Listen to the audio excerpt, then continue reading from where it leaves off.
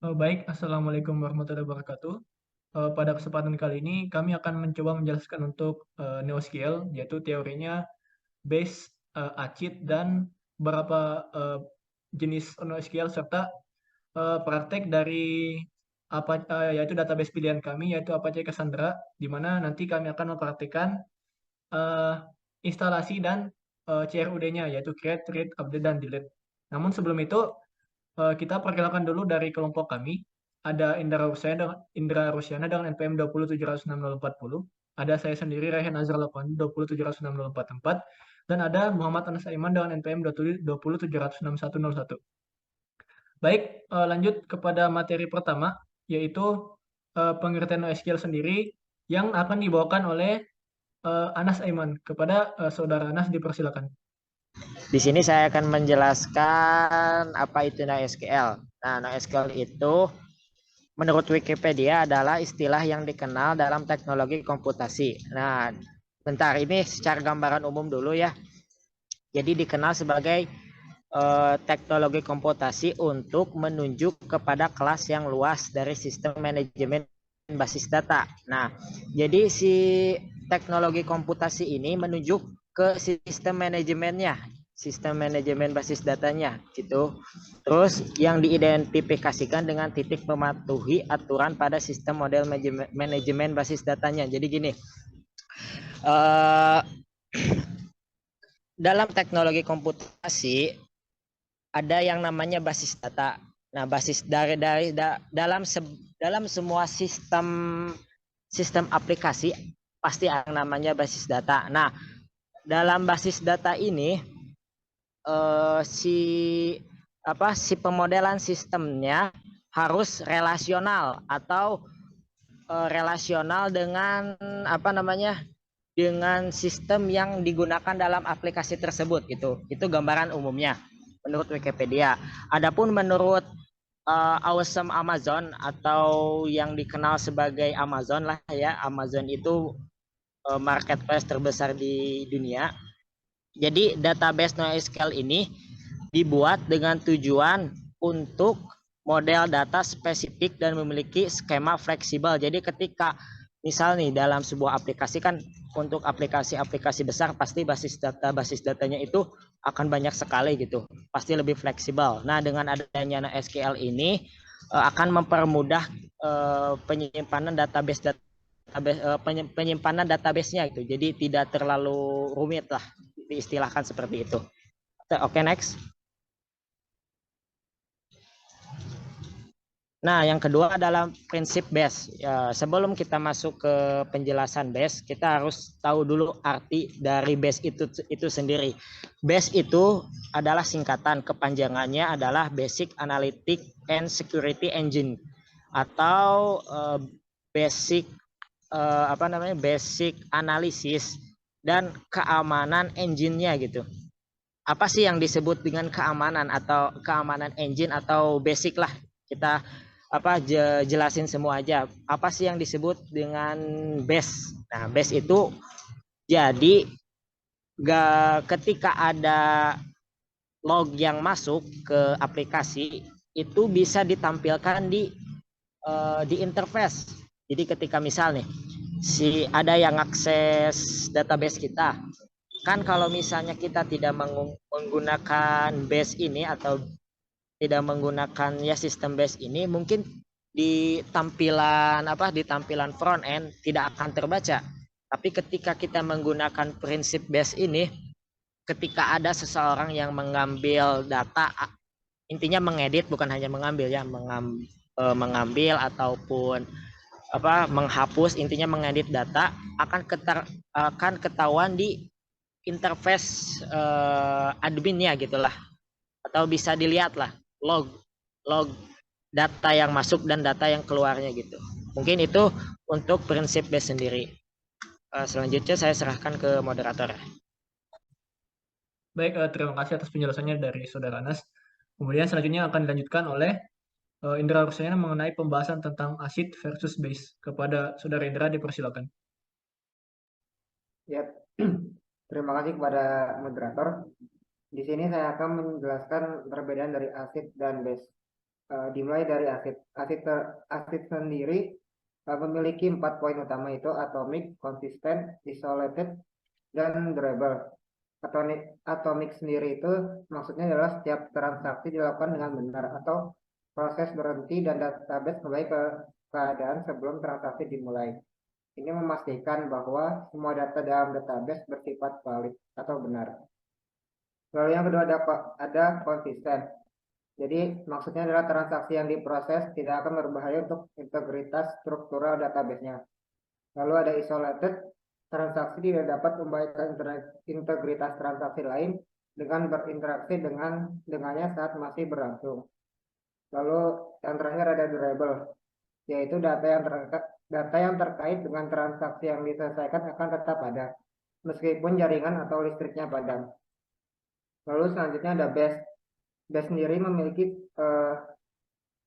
3 poin utama, yaitu basically available, soft state, dan eventually consistent. Basically available adalah basis data NoSQL model base, jadi akan memastikan ketersediaan data dengan menyebarkan dan mereplikasikannya ke seluruh node cluster basis data. Lalu ada soft state, yaitu penyimpanan tidak harus konsisten dengan penulisannya. Jadi replika yang berbeda juga tidak harus konsisten satu sama lain sepanjang waktu. Lalu yang terakhir ada eventually consistent, yaitu menyimpan konsistensi data di beberapa titik. Lalu selanjutnya ada tipe atau jenis NoSQL. Yang pertama ada key value. Key value ini adalah jenis database yang menyimpan dalam pasangan key atau value berbentuk table hash yang simple. Jadi sangat cocok digunakan untuk menyimpan data yang banyak tanpa menggunakan query yang sulit saat hendak memprosesnya atau mengimplementasikannya.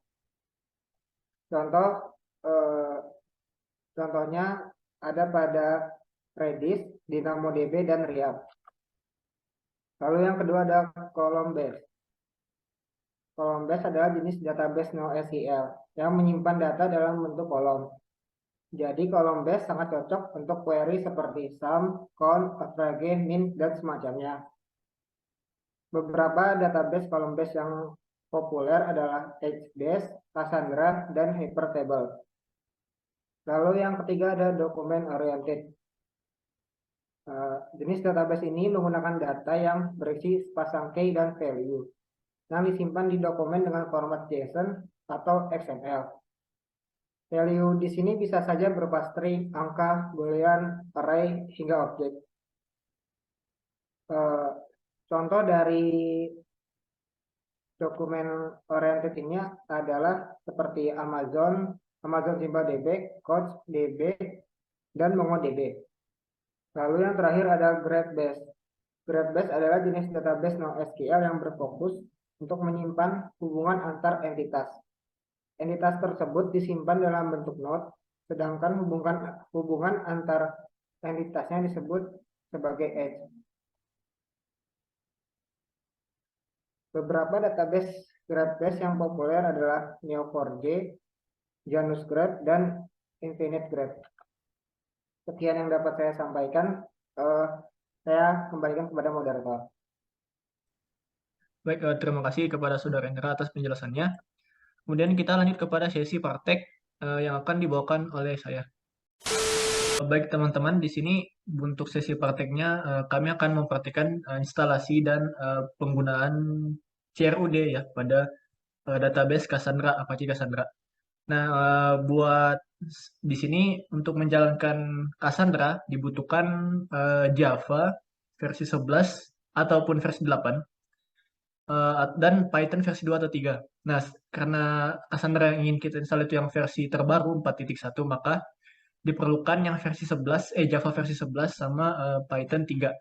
Nah, di terminal sini bisa lihat bahwa untuk OS kami yaitu Linux Mint ya sudah pre-install ataupun sudah include dalam OS-nya, dalam distribution-nya sudah terinstall Java versi 11 dan Python 3. Nah, buat teman-teman yang misalnya di Linux-nya belum ada Java versi 11 atau Python 3, nah ini nanti saya kasih sintaksnya di layar ya, di sini. Kemudian langsung kita ke situs dokumentasi si Apache Cassandra itu. Nah, di sini kita udah ngecek versi Java-nya sama versi Python-nya. Kemudian di sini kita sisa copy aja ya. Ini perintah buat ngedownload apa? Ngedownload si Apache Cassandra-nya. Langsung saja kita paste. Enter. Masukkan password. Debian. Oke.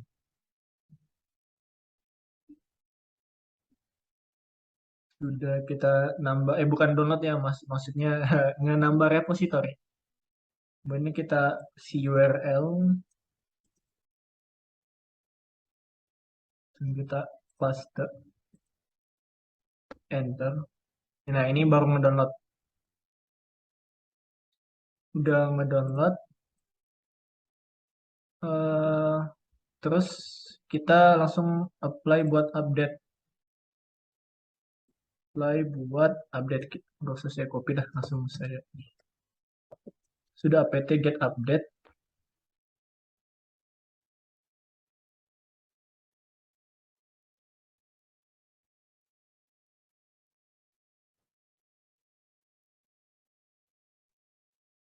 Udah itu, kita langsung menginstal Cassandra karena tadi kita udah apa? Kita udah nambah repositorinya sama melakukan perintah URL buat ngedownload. Sekarang kita langsung coba nginstal Cassandra. Sudah apt get install Cassandra.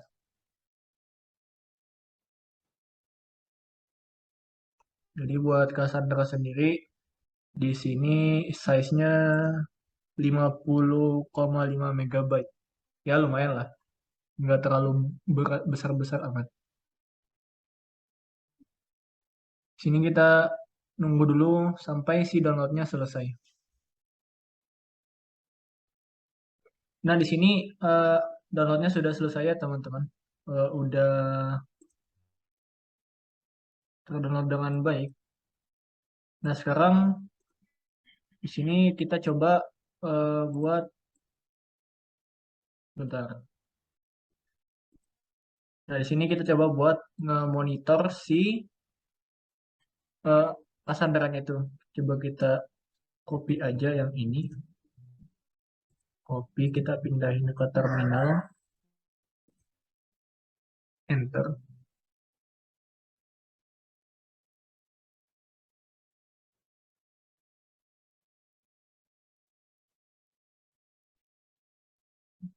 Kita coba yang ini. Not tools, status.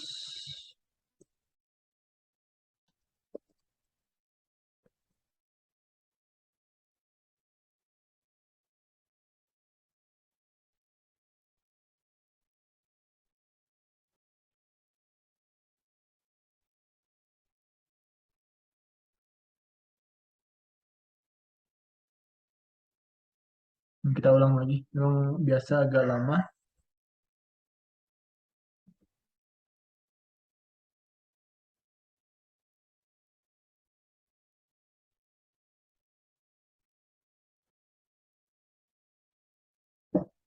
Hal ini terjadi karena baru proses installnya teman-teman. Nah, setelah beberapa kali mencoba buat ngecek statusnya, sekarang udah bisa ya teman-teman. Di sini ada statusnya up atau down, di mana statusnya ini normal, ya, artinya berjalan.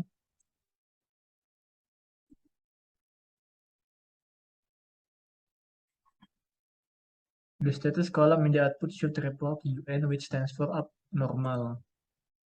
Kita lihat di sini UN ya, abnormal ya. Berarti si Cassandra-nya sudah berjalan dengan baik dan bisa kita gunakan. Sekarang untuk eh, pendemonstrasian CRUD-nya. Kita masuk dulu ke CQL-SH, ini maksudnya CQL Shell ya teman-teman ya. Nah, CQL-SH.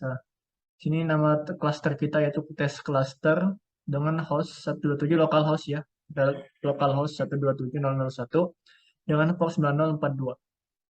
Oke. Oke teman-teman, selanjutnya kita akan mempelajari mempraktekkan fungsi CRUD dari Cassandra DB itu sendiri. Di mana CRUD itu sendiri merupakan singkatan dari create, read, update, dan delete. Nah, pada pertama yang harus kita lakukan adalah kita masuk dulu ke CQL shell, CQL sh. Nah, di sini kita akan nanti memasukkan semua perintah kita, misalnya mau update, insert, ataupun create, dan lain-lainnya. Kita klik enter. Nama cluster kita di sini adalah test cluster dengan versi Cassandra 4.1 versi terbaru ya, teman-teman. Nah, di SQL pada umumnya kita sebelum membuat tabel itu kita bikin database dulu. Nah, di sini namanya bukan database tapi key space. Jadi kita create key space, kemudian dilanjutkan dengan nama key space itu sendiri. Misalnya di sini saya mau namanya data MHS with replication dengan fungsi replikasinya. Jadi nanti di cluster lainnya bisa direplikasi dengan baik gitu. Cuma di sini kita tidak akan melakukan replikasi, cuma contoh doang. Kelasnya titik 2 simple strategy, di mana simple strategy ini artinya setiap cluster itu nanti bakal direplikasi sesuai dengan replication faktornya. Nah, di sini kita akan mengatur replication faktornya itu sendiri. Replication factor titik 2 1. Maksudnya satu ini adalah setiap row atau maaf setiap kolom yang kita buat nanti akan memiliki satu replikasi pada setiap cluster. Itu maksudnya. Kemudian kita tutup kurung kawal titik koma enter. Nah, kalau tidak ada error berarti key space-nya sudah terbuat ya, teman-teman, sudah dibuat. Kita pakai use data MHS. Nah, kalau sudah kita use key space-nya, maka di sini nanti akan muncul nama key space-nya yang sudah kita buat lagi. Oke, sekarang kita bikin sebuah tabel. Nah, kalau di Cassandra sendiri namanya bukan tabel tapi create column family. Kita buat nama tabelnya misalnya mahasiswa. Di mana kita lihat contohnya dulu ya, teman-teman. Di mana oke. Di mana kita pertama ID bertipe integer, jadikan dia sebagai primary key. Lalu nama tipe varchar, kemudian pakai koma nggak ya? Oh ya teman-teman, salah, mesti pakai koma sih ini. Dari contohnya kita kontrol C saja.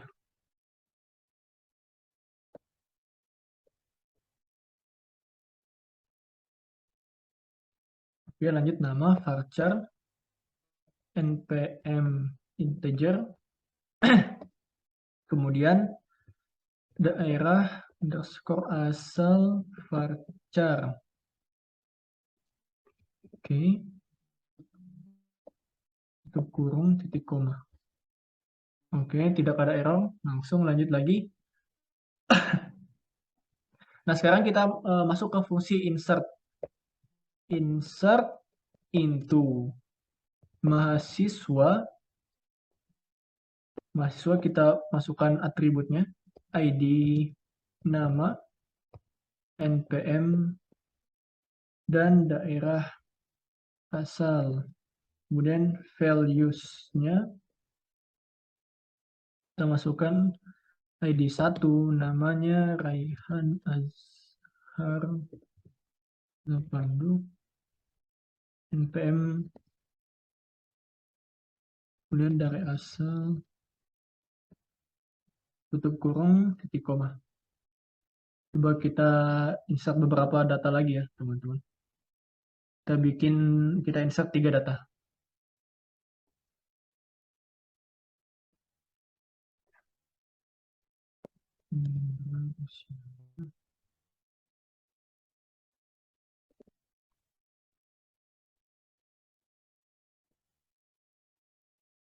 Satu data lagi.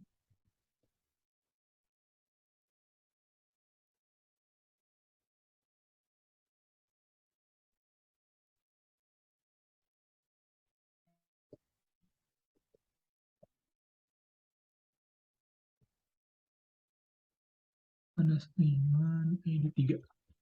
Oke, nah di sini kita udah melakukan fungsi C ataupun create ya. Jadi fungsi C-nya udah aman ya teman-teman. Nah sekarang kita masuk ke fungsi read-nya.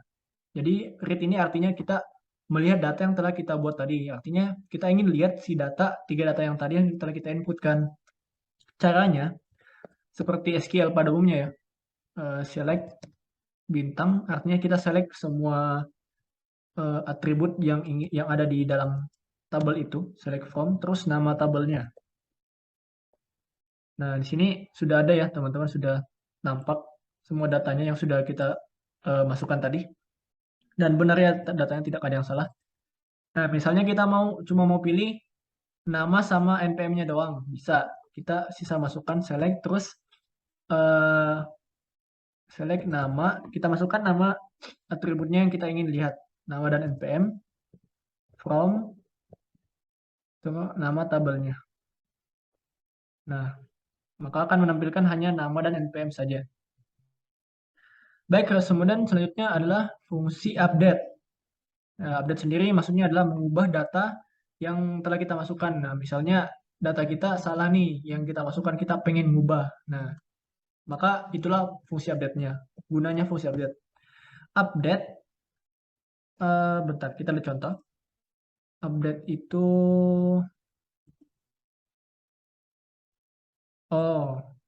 update, nama tabel, oke. Jadi update, kemudian update masukkan nama tabelnya, yaitu mahasiswa, set, yang kita, misalnya kita ingin ubah daerah asal dari Rehan. Misalnya kita mau ubah dia jadi Jakarta. Where ID sama dengan 1. Jadi sintaksnya sama kayak seperti SQL pada umumnya. Update tabel yang ingin diubah, kemudian kita set apa yang ingin kita ubah, atributnya, kemudian isi atributnya apa, kemudian ininya apa, parameternya di mana ID dengan 1. Jadi agar si SQL-nya tahu gitu yang yang diubah yang ID-nya yang 1 gitu. Kita enter. Kemudian kita lihat lagi select from. Nah, dapat lihat di sini Jakarta udah berubah ya daerah asalnya. Oke, buat fungsi update sudah kita lewati. Kemudian sekarang fungsi delete. Nah, pertama kita delete dulu delete suatu atribut saja. Misalnya delete daerah asal from mahasiswa di mana ID-nya sama dengan 1. Jadi kita pengen ngapus Jakarta ini dari atribut yang ada dengan ID 1. Oke, kita select lagi. Nah, nilainya sini 0 kan, artinya tidak ada nilainya. Nah, gimana kalau misalnya kita pengen ngapus semuanya gitu? Satu baris kita pengen ngapus, bisa. Jadi, bisa klik delete. Bentar, kita lihat contoh dulu. Maaf ya teman-teman. Delete. Oke. Delete from mahasiswa where ID sama dengan 1. Jadi kita akan menghapus data yang dimana ID-nya 1. Kita hapus secara keseluruhannya ya. Bukan hanya satu atribut saya, tapi secara keseluruhan. Kemudian kita klik select from. Nah, hilang kan? Yang data si Raihan ini hilang. Terakhir mungkin kalau misalnya kita pengen ngapus si database-nya, gampang sisa klik sisa ketikan drop key space. Kemudian nama database-nya. Tadi kan nama database-nya data MHS. Nah, Kalau misalnya kita pengen use lagi, itu bakal nggak bisa. Kita exit dulu dah. Terus kita masuk lagi, SQL SH. Kita coba use data MHS lagi. Itu kan nggak bisa. Jadi, database-nya sudah terhapus secara keseluruhan. Mungkin itu saja dari praktek ini, CRUD-nya dan penginstalannya. Jikalau ada kesalahan, mohon maaf dari kami. Sekian untuk prakteknya. Baik, itu tadi sesi praktek. Eh, Sekian dari kami. Itu tadi penjelasan dari kami ada mulai dari teorinya, penjelasan definisi sampai pada praktek dan praktek yaitu penginstalan dan CRUD. Mohon maaf jika ada kesalahan. Akhir kata, Assalamualaikum warahmatullahi wabarakatuh.